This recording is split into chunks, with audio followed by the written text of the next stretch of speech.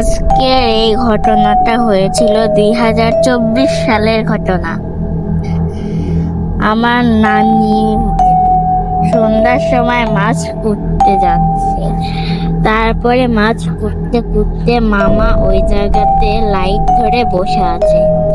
তারপরে পেছন থেকে কে যেন ঝাড় দিচ্ছে। মামা পিছনে ঘুরে দেখে কেউ নাই। তারপরে আবার মামা লাইট ধরলো। তারপরে আবার পিছন থেকে ঝাড় দেওয়ার আওয়াজ আসছিল। তারপরে মামা দেখলো, পেছনে ঘুরে দেখলো কেউ নাই। তারপরে আবার মামা লাইট ধরলো। তারপরে আবার ঝাড় দেওয়ার আওয়াজ আসছিল। তারপরে আবার মামা নানির কাছে ঘরে যারা শুয়েছিল তাদের বললো, আপনি কি ঝাড় দিচ্ছিলেন? না।